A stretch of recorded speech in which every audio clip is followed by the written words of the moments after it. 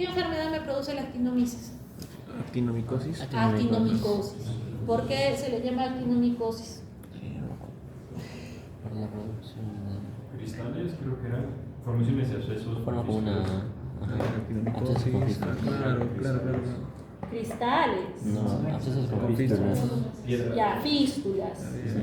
Actinomicosis cervicofacial, bueno. También hay abdominal. Abdominal, torácico. Torácico. No, o A sea, ver. A ver, he empezado por lo más fácil. ¿Por qué se les dice actinomicosis? como, o sea, ¿Por qué? O- ¿Qué tiene hongos qué? Forma, Cantas forma. como diría. ¿Quieren una pizza con hongos? No. Tienen hongos en los pies, ya lo saben. Gracias. IFAS. ¿Y qué son las? ¿Tiene IFAS? O sea, son infasores. ¿Son IFAS? No. ¿Son realmente IFAS? No se parece. Se parece al Se Por eso antes del parecen. pensario. ¿Y qué son las IFAS? Filamentos. Que Sí, tienen Las- los ojos. ajá, estructuras filamentosas que se encuentran en los hongos. Ujú. Entonces son igual bacilos que tienen una forma similar a las hifas. Entonces por eso es actinomicosis. ¿Listo? Micosis viene porque tienen un aspecto similar a los hongos. Entonces son bacilos ramificados. No son hifas, son bacilos. ¿Ok? Y me van a producir la actinomicosis. ¿Por qué se caracteriza la actinomicosis? Porque son lesiones abscedadas, fistulizadas, que cuando yo trato de extraer o la secreción va a tener gránulos, no cristales, gránulos de azufre. ¿Listo? Y en esa secreción voy a encontrar a esos bacilos. Que tengo la presentación cérvico-facial, la torácica, la abdominal, ya, perfecto. ¿Por qué? ¿Qué? ¿Por qué tengo esas presentaciones? Eso. Sí. Ah, por. No es. Ujú. ¿Qué pasó allí? Para que sea un absceso. ¿Cómo es? ¿Qué han tenido estos pacientes? Es por el grano Por el gránulo. de azufre. Actinomices no forma parte también de la flora normal. Sí. Ay, sí, no. Y tiene que haber una ruptura ¿no? Una de herida. las barreras, es decir, de las En la mucosas mucosa. para que se pueda producir la lesión. Entonces, la cervicofacial, ¿qué ha pasado? De repente se han realizado un proceso dental donde ha habido una ruptura de la mucosa y de repente el odontólogo no les ha dado medicación, no les ha dado un antibiótico profiláctico para evitar el desarrollo de este absceso. Y desarrollan tremendo absceso y lo que ven es simplemente acá un absceso que empieza a fistulizar, a abrirse canales, ¿listo? Y luego tiene que salir, porque eso es lo que buscamos, por lo que busca una lesión abscedada. Salir por algún hueco. Si no lo hacemos nosotros, la misma infección lo hace. Dime. Una consulta. O sea, se puede confundir mucho con una fístula cervical. O sea, Fístula cervical. Pero no es así. Pero es que el término fístula cervical es simplemente un trayecto que se ha aperturado a través del cuello. Bueno, dependiendo de qué cuello. Pero sin líquido, pero no se infecta. Pero no es un absceso. Sí, Absceso pero- viene de puntos. Claro. Puede ser. Es que allí solamente le puedes decir una lesión abscedada o una lesión infectada que se ha fistulizado, pero el nombre como una enfermedad tal cual no, es la descripción de lo que está pasando. Que eso puede ser por cualquier microorganismo, porque hemos visto lesiones a veces muy similares como otras bacterias, ¿no es cierto? Que me producen un absceso y que tiene que el absceso salir, porque lo que estás viendo son, o sea, eso nosotros lo vemos como lesiones en partes blandas, en tejidos blandos. O sea, sea en músculo, tejido celular subcutáneo, etc. ¿No es cierto? Entonces, el absceso se junta. A veces lo que hace el organismo es localizarlo. Por ejemplo, lo que pasa con los granitos. Cuando le sale un granito en la cara, es un absceso, ¿sí? Y se queda ahí bien redondito, ¿sí? ¿Y cómo curan ese absceso? ¿No es cierto? Está con la que no deben hacerlo. Esto no se debe de hacer. ¿Por qué? Porque con el mismo dedito cochino se están agarrando toda la carita y de esa forma se termina contagiando. Pero ese absceso se drenó y se curó. ¿Listo? Entonces, pero ¿qué puede pasar en ciertos casos? El acné crónico. tiene muchos granitos, ¿no es cierto? Que a veces se hacen en una sola gran masa y terminan con un granote acá, ¿no es cierto? Y se hincha la carita y está toda rojita. Y ahí sí, por más que apretes, no sale. ¿Qué tengo que hacer? Aparte de ir al dermatólogo, tengo que agarrar y a veces darle tratamiento antibiótico para que reduzca el absceso y yo lo pueda drenar, ¿no? Ya hay casos bastante complicados donde sí tengo que agarrar, cortar, drenar, ¿no es cierto?, para que pueda pulsar. Entonces, más o menos pasa lo mismo con actinomyces. Van a buscar. ¿Cuál es la diferencia con lo que les estoy mencionando? En el caso de actinomyces, como puede ser una sola lesión, como pueden ser múltiples focos de absceso. Es decir, busco el trayecto, veo un huequito acá, voy para allá, y así tenemos esa similitud. Entonces, cuando nosotros sacamos la muestra, encontramos estos bacilos gram positivos ramificados que son los granos de azúcar, y yo puedo realizar también el cultivo. ¿Es aerobio o anaerobio el actinomyces? Aerobio. ¿Aerobio o anaerobio? Yo creo que sí. Sí, ¿Cómo es? Anaerobio. Es anaerobio. Ah, no. No precisa de No, claro, porque está en el Claro, es flora Claro. No sé cómo ver. ¿Cuál es su razón? Van a estudiar a ver si es aerobio o anaerobio. ¿Listo? Porque de eso depende cómo los voy a cultivar. ¿Qué puedo utilizar? Agar sangre, chocolate, tioglicolato o glucósido. Entonces, las colonias van a ser a veces negras oscuras, redondeadas. Puede ser también diagnóstico bioquímico, como lo hemos visto con las otras bacterias, ¿no? Ver si por ejemplo, produce H2S, si tiene DNA, etcétera, etcétera, porque no solamente hablamos de una actinomyces. Miren todos los que tenemos. El más conocido es el actinomyces israelí, pero existen otros, ¿no? Que las diferencias radican justamente en las diferencias bioquímicas. La otra cosa que también se puede utilizar son las biopsias de las lesiones. En estas lesiones, lo que nosotros tratamos de buscar es eso, el fenómeno de Splendor Hopkins. ¿Qué es? Lo que ven en la parte central es un conglomerado de las bacterias y alrededor de eso se han reunido gran cantidad de polimorfonucleares. Acuérdense que los polimorfonucleares son células inflamatorias, ¿no es cierto? Entonces es lógico que vayan a intentar estar ubicadas alrededor del conglomerado. Entonces, este tránsito o esta interfaz que se mira entre el conglomerado de bacterias y los polimorfonucleares, a eso se le llama el fenómeno de Splendor Hopkins, que lo vemos con actinomyces. ¿Qué voy a dar de tratamiento? Bueno, funcionan los betalactámicos, más algún inhibidor, puedo utilizar Ranco, puedo utilizar macrólidos, puedo utilizar Clinda. Lo que sí no utilizamos son las inhibidores. Y luego vamos a las que me producen secreciones vaginales. ¿Cuál es la enfermedad donde tengo una paciente mujer con una secreción vaginal blanquecina, abundante, que tiene un olor a pescado? Vaginosis bacteriana. ¿Quiénes producen vaginosis bacteriana? Gardnerella, ¿qué más? Porque son varias bacterias que pueden estar involucradas. Mobilucus, ¿qué más? Hominis, ¿no? ¿Cuál era? Hominis. Hominis, ¿qué? No. Hominis padre. De filio, perdón. Eran 4 hominis. La Gardnerella. Ya me han dicho Gardnerella. Eran 4, pero no. Gardnerella, Mobilucus, Peptostreptococcus. Hay varios. Los más conocidos es la Gardnerella, la clásica con olor a pescado. Entonces, esta Gardnerella, lo que vemos es muy pequeña, por lo cual es un cocobacilo, que es gran variable, a veces pinta positivo, a veces negativo, que va a presentarse cuando en la flora encontramos una disminución de los lactobacilos, o también conocidos como bacilos de Dotter. ¿Qué es lo que hacen los lactobacilos? ¿Por qué? ¿Qué producen? Creo que la bacteria le da psicosis, Lo mantienen. Exacto, pero son lactobacilos, porque producen ácido láctico a partir del glucógeno. Entonces, Cuando nosotros hacemos los estudios de Papa Nicolau, ¿sí? Nosotros sacamos células del exocervix y del endocervix, ¿ok? Histológicamente son diferentes, ¿correcto? Entonces, ¿qué es lo que nosotros evaluamos en estas muestras?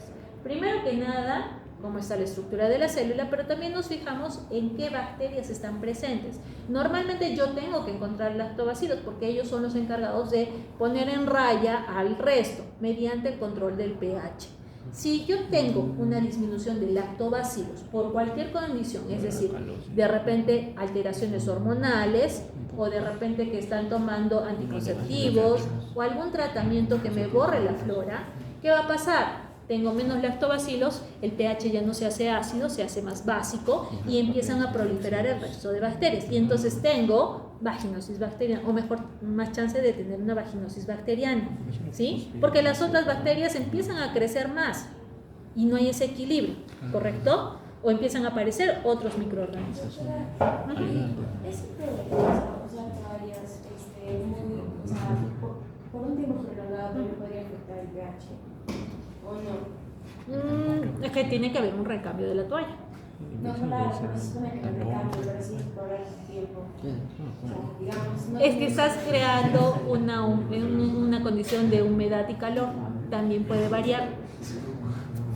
Sí, Alejandro. Pero creo una cosa, entonces las mujeres que tienen síndrome de ovario poliquístico y toman anticonceptivos van a ser No concebidas. es de que vayan a tener, o sea, tienes que tener otras condiciones que vayan a ayudarla a esa mujer a no desarrollar.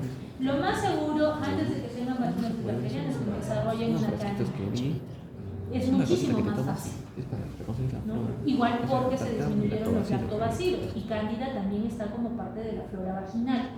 Y realmente, en el caso de las mujeres, es bastante frecuente encontrar casos de candidiasis vaginal que una vaginosis bacteriana. ¿Listo? Y no solamente, no es necesario que vaya en relación a tener actividad sexual o no. Chicas que no tienen actividad sexual, pero que de repente utilizan ropa muy ajustada, o que de repente, como tú dices, tienen ovario poliquístico, ¿no es cierto? O que son más gorditas, todo eso favorece también el desarrollo, o que realizan algún deporte que también conlleve a alterar, ¿no? el pH a nivel vaginal. Entonces, en esos casos, ¿qué hacemos? Muy fácil, restituir la flora con óvulos vaginales para mejorar la flora vaginal. Probióticos, les puedo decir a las chicas que tomen los yogures con probióticos, ayuda, ¿no es cierto?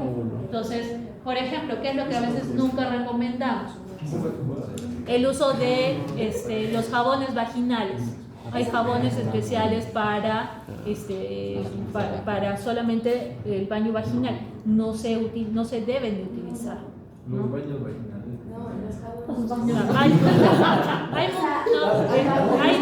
Sí, la ducha vaginal, es decir, que solamente van a lavar esa zona, tampoco se recomienda, ¿no? Las duchas vaginales, el uso de los jabones especiales, tampoco. Exacto. Por la humedad que estás creando en un ambiente que no es necesario realizar ese tipo de prácticas o de higiene, ¿no? Entonces, lo que más se recomienda es en relación a las mujeres es, mira, en algún momento sí o sí vas a tener alguna infección vaginal, pero eso no significa que lleves una vida desordenada o que tengas mala higiene. A veces es simplemente respuesta de tu organismo frente a algo. Entonces, en las mujeres el hecho de o estar muy estresada te va a alterar hormonalmente, o en qué momento de tu vida te encuentres, también hay alteraciones hormonales. ¿Y eso qué va a hacer? Que tu flora cambie. ¿Cómo hago para evitar eso? Pues tengo que llevar una vida un poquito más saludable, no utilicen tanta ropa ajustada. Yo sé que les queda regio, ¿listo? Pero utilicen algo más sueltito. Por ejemplo, ahora que viene el verano, ¿no es cierto? No se van a andar en jeans todos apretados en medio del calor, ¿no es cierto? Pónganse vestidos, o sea, ¿por qué? Porque van a sudar, y eso va a alterar la humedad propia del medio y con eso conlleva que tenga, por eso en épocas de calor nuestra incidencia de infecciones vaginales aumenta. Igualito, si te quedas con la ropa de baño húmeda durante todo el día, también, ¿no? Entonces hay varias cosas que por el hecho de ser mujeres pues nos vemos más afectadas. ¿Listo? Entonces, tengo que saber de que para mantener a una mujer sana necesito que tenga lactobacilos y nosotros encontramos la forma de poderlo reponer. Entonces, ¿qué es lo que nosotros vemos acá? Si se acuerdan un poco de su histología, de su citología, tengo las células escamosas, ¿sí? Que son las células del exosoma. Así tienen que ser el núcleo chiquito, ¿no es cierto? Redondito. ¿Qué es lo que va a pasar cuando hay infección por estas bacterias? Estas cositas que ustedes me parecen un manchón, todos esos puntitos son las barnerelas, así de chiquitos son. Y cuando están conglomeradas dentro de la célula, esta célula se llama la célula clave o clus célula. ¿Qué me está indicando? Mi paciente tiene vaginosis bacteriana. ¿Qué otra cosa de interesante nosotros encontramos en estos casos? Sabemos que hay un proceso infeccioso, ¿no es cierto? Y cuando hay proceso infeccioso, generalmente hay reclutamiento de células inflamatorias. Pero acá yo no voy a encontrar células inflamatorias. No hay células inflamatorias, no hay linfocitos, no hay polimorfos. Solo encuentro esas células así, todas rechonchitas de bacterias. ¿Sí, listo? Entonces, allí ya tengo un punto para dar el diagnóstico de vaginosis bacteriana.